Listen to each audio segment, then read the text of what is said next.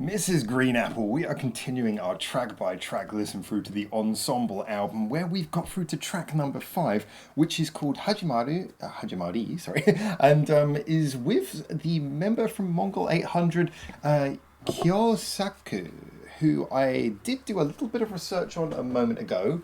And if I'm correct, this is the singer, and the group is from Okinawa, and I believe that they, when I was reading what genres they're under, it was things like sort of hard rock, punk, these kind of things. Now, I'm going to be honest, I was thinking, should I go and listen to one of their songs first before hearing this? And I thought, do you know what? I'm not going to do that. I'm going to allow this not only to be a reaction to the song, but I'm also going to allow myself to have my first listen to them, because if I already kind of know what style of music they do in too much detail, might colour my opinion of what I'm hearing. So I'm going to use this as my first chance to hear anything of Mongol 800 or Mongol Hapyaku. But at the same time, continue this track by track through to the album. It has a music video, which makes me particularly interested as well. So let's see where this goes. So far, this album's been very interesting. Certainly, it's been a very interesting album. I'm not sure where I'd rank it alongside other Mrs. Green Apple albums so far.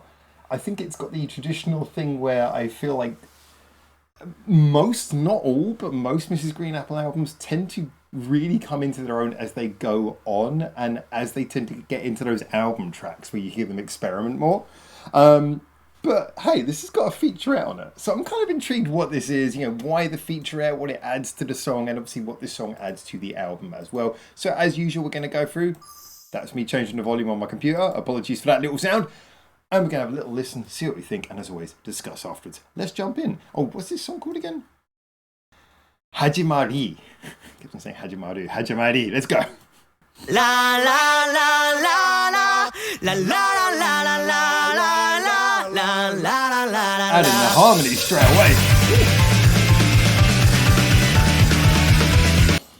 Oh no! It's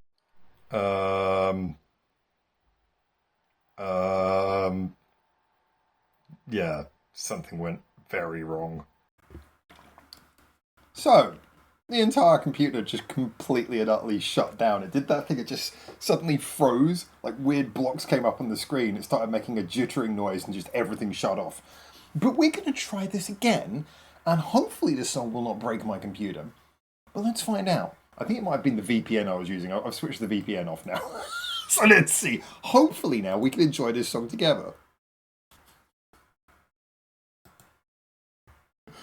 La la la la la la la la la la la la la la la.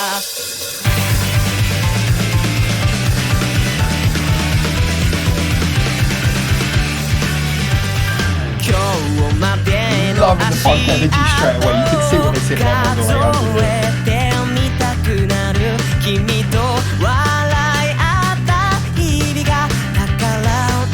Looking forward to hearing his guest vocals as well.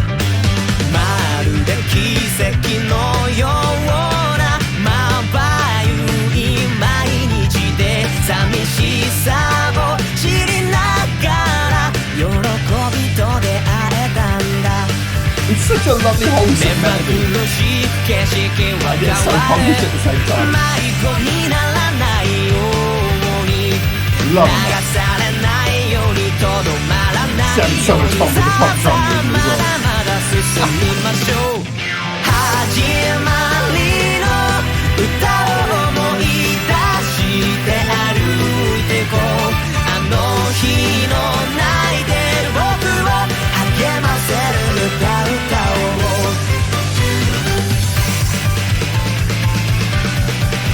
I am so happy hearing this level doing punk music again. It's been so long since I heard it. 心の傷跡は言えないままだけど悲しみと寄り添いながら僕だけは生きてる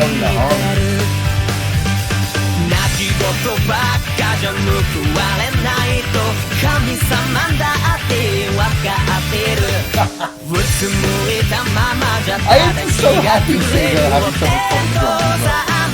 遊びましょう始まりの歌を思い出して歩いてこう一人で泣いてる君を温める歌う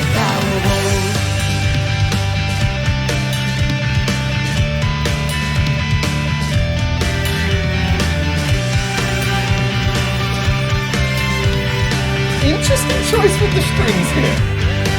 Few もしも僕が君だけのヒーローならばそんな歌を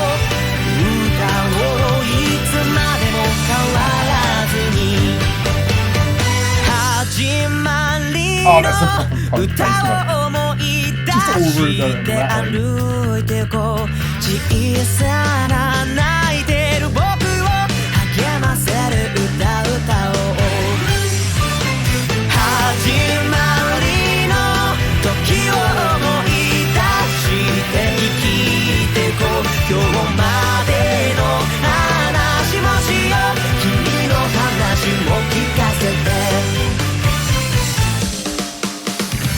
ララララ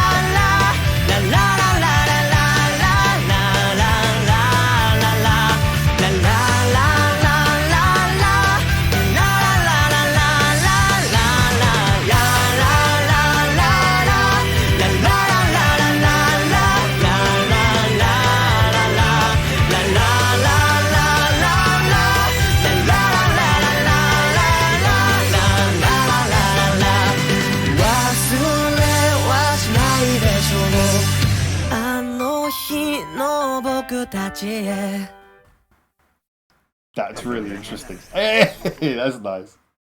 Oh, I like that. I like adding that little bit at the end. It's really nice. Shows a little bit of love, shows a little bit of mutual respect. Oh, that was awesome. Yeah, so he's very much in there as the harmony guy. But I mean, do you know what? Even bringing someone in to do harmonies like that, it shows a huge amount of respect for them. Just like, yeah, you've got such a good voice that I want you in just to do harmonies with me. I'm wondering if they wrote the harmonies together, but it's kind of like, it's very plausible that they did. But anyway, look, I've got a lot to say about this song, and I'm so glad that my computer survived that, because for a second it looked like it was about to crash out again. See, this song leaves me really with two clear ways to think about it, two perspectives on which to approach it from. The first one is, what do I think of it just as a song, if I was just listening to this with no context? And the other is, how do I feel about it given that I know this is a Mrs. Green Apple song, I'm listening to it in the context of the album and all those various things. Now, you can probably see where I'm going with this, but let me just dive into some of the details. Basically, first things first, just as a song, it's catchy, it's joyous, the playing's brilliant. I love the fact that it has that punk energy, but at the same time, it is absolutely coloured with these beautiful things like the vocal harmonies, the piano. Again, piano makes everything better, you know? Just throw in some piano, it just gives a little bit of a bounce to things, adds a little bit of colour. I love all those aspects. The strings in there as well was very cool, but I will get back to that in a minute. Basically, this to me felt like a bright song that had kind of what I think a lot of modern pop punk, and I want to kind of say pop punk is in the way that you kind of get pop punk in Japan rather than the sort of skater boy stereotype from the West, but like what a lot of modern pop punk songs do. This is like a really positive example of that. Colourful, bright, full of ideas, but essentially speaking, it's a sing-along rock and roll song played at double the speed. That's what it really is. It's a song with all of those sort of charming rock and roll qualities, but played super fast so you can just kind of headbang along to it and have a ton of fun. And that for me is a really great mixture. It's a really great duality that is being more and more seen in sort of pop rock songs of recent. You know, why not have these songs be higher tempo but still have all the colour and fun that you'd normally get from a kind of a more old school rock and roll song? So for me, this works on so many of those levels, and it has a really great tone. Now, if I was looking at this from the perspective of being a Mrs. Green Apple song, though, I've kind of got a bit of a more complicated judgment here, because part of me, as I say, is just so happy to hear this from the sheer aspect of contrast. You know, we've heard so many songs from Mrs. Green Apple covering so many different sounds and doing so many different things, but it's not often that they go into these sort of double time punk rhythms. And as is proved here, and as I mentioned, has been proved by a lot of other Japanese bands in recent years, going into a punk rhythm doesn't mean you have to do a punk song. It doesn't have to be a reductionist thing. You can do a lot of interesting things with a punk rhythm. And I feel like this song is really kind of on the edge of that, and it makes it so nice as a contrast to the rest of the band's discography. I think my only real problem with this song is that I really think that using the strings was a mistake. Now, let me just explain the reason why. This song had room for the piano. It had a lot of drive from having two vocalists. And the problem with the strings is, I think it was not just the strings, but it's also the way they were arranged. The whole arrangement, the whole, the scales they were going through, everything, it sounded way too stereotypically like, kind of like default Mrs. Green Apple strings. And that to me felt like a shame. They didn't feel like they matched the song. Yes, they have the sort of glorious sort of sway, but it doesn't feel like leaning into what the song is. You think about songs like Just a Friend, and the band leans into what the song is at that point. You think about all these different songs, you really can feel when they do something different, they usually lean into it. And that's one of the things that makes Mrs. Green Apple really great. This feels like a song where it's like, and again, I think this is the first one we've heard going through their. We've listened to more recent songs, but looking chronologically, I think this is the first song we've heard in their career which goes double time punk. But it feels like they're reaching for double time punk, but desperately holding one hand onto don't make it too different, don't make it too different. And that to me feels like a shame, because it feels like the song kind of gets when the strings come in, they slightly dilute what the song's doing. Because there's enough in there to make it beautiful and make it a Mrs. Green Apple song without relying on what to me just feels too, the strings just feel too samey. It feels like something where that is a sound which works really beautifully in the big, dramatic, glorious Mrs. Green Apple sort of ballads and anthems and power songs.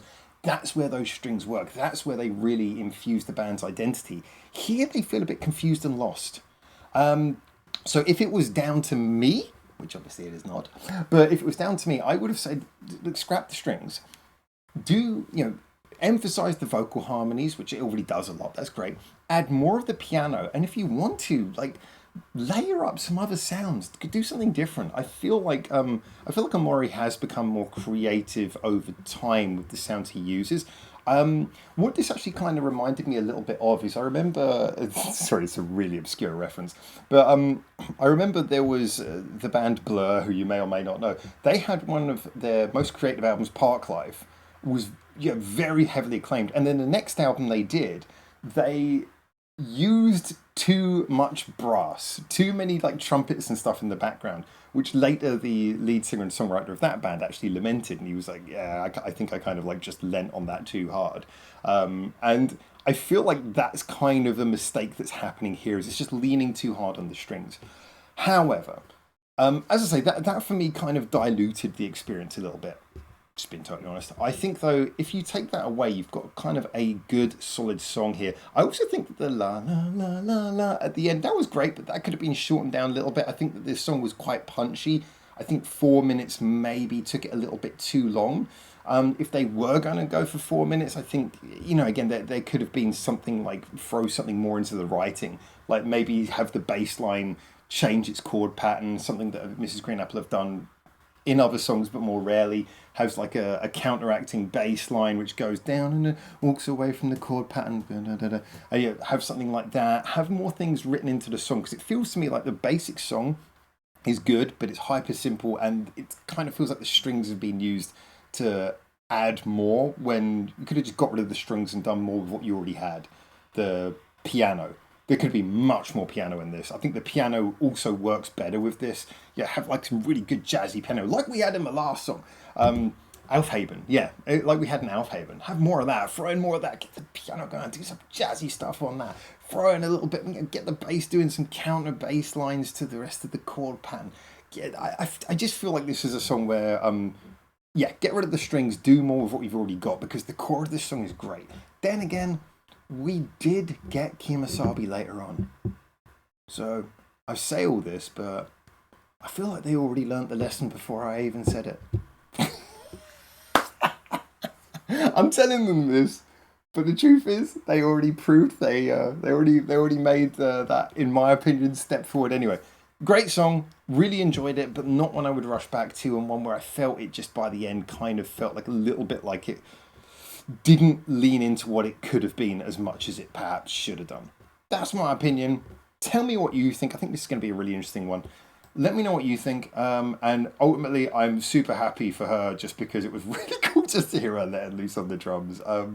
Yeah, she's again. I know it's really stereotypical, but I kind of feel like she's the unsung hero a lot of the time. I always feel like the piano and the drums in these songs are brilliant, and I know that Omori's responsible for all the writing, but I want to showcase what a great job they're doing. Anyway, there you go. Those are my thoughts. As always, get in the comments. Let me know what you think, and until hopefully see you very soon for the next one of these. For now, ciao ciao.